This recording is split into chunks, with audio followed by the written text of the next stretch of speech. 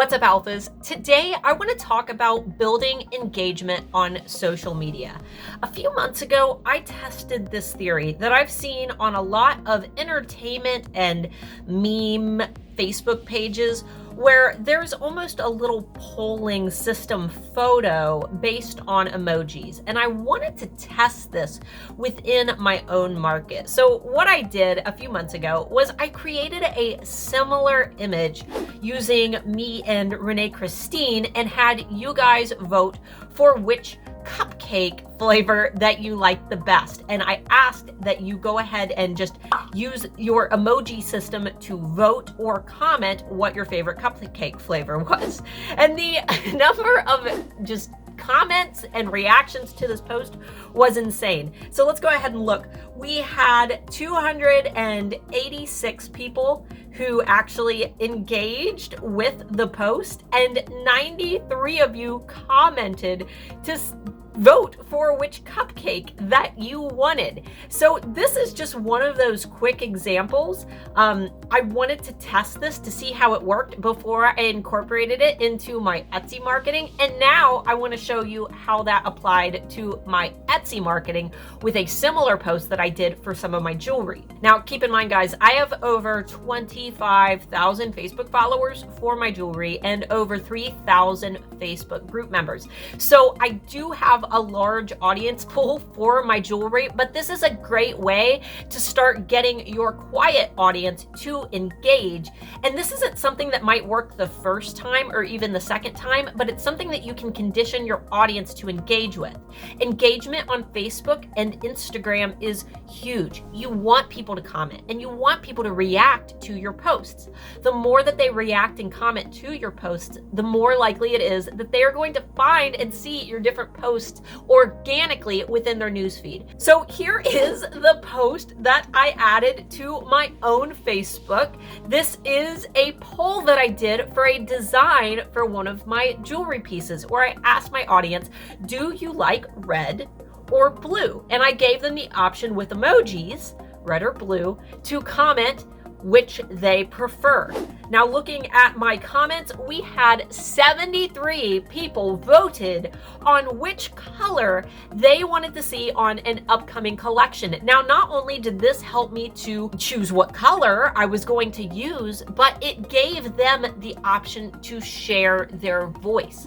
They were able to provide that feedback. Now, what I often see sellers trying to do when they want to get a polled reaction from their audience is they'll post something like, hey, I'm making jewelry, what color should I make it? Or I'm making, a new line of products, what theme would you like me to follow? But they don't give guidelines. One of my favorite quotes by Henry Ford is, if I'd asked the people what they wanted, they would have said faster horses. They didn't understand that automobiles was an option. They would have said faster horses because they don't always have a frame of reference for what it is that they're choosing. So by you defining the parameters of their choices, they are more likely to participate because they have a clearer idea of what it is that they're actually voting for. And if you do this in the style where all they have to do is react with one of the Facebook reactions, and you can find these, you can Google them and find the PNGs of the heart and the smile or whichever ones you choose. You can just add those right into your posts. You can do that in most editing softwares. I recommend iPicky.com. I've got a full training series that will let you know how to do that. I'll go ahead and link that down below if you're interested. It's a little bit older, but still very, very relevant. This is just a quick idea that only takes a few minutes. You can throw it together, edited with the emojis right on the photos, or you can put it right in the image caption like I did in my group where I used a blue and a red heart emoji to represent the two choices. That's always an option as well.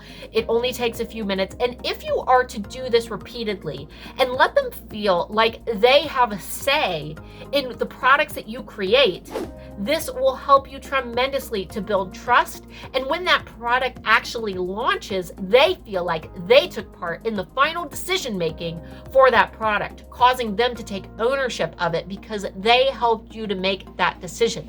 Things like this can encourage people to actually follow through through with an eventual purchase because they feel like they helped to design that product and they would like to now actively participate in the purchasing of the product that they helped you to create. So these have by far been some of the most effective marketing photos that I've ever launched. I've tried it over the last few years with different styles. I've done these little polls, these side by sides.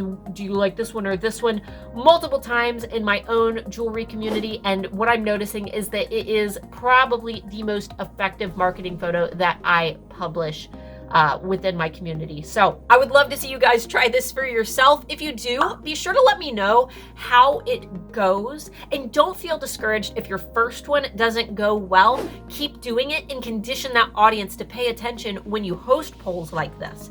And then when you finally create the final product that kind of goes along with what the most popular vote was, be sure to let them know by popular demand, or this is the product that you guys voted for. The majority of you wanted this color or this design. Here is the finished product. It's available now. Here's the link to purchase it. So guys, let me know in the comments if you enjoy this idea, if you've ever tried it yourself, or if you plan to try it. I'm really curious to know how this works for you. And if you enjoyed this video, be sure to give it a thumbs up. Check my channel for past videos. There are a ton to help you with marketing during COVID-19. And be sure to subscribe if you're new here because I upload videos all the time. Not to mention, we go live every single Friday to answer your questions. All right, guys, until next time, bye-bye.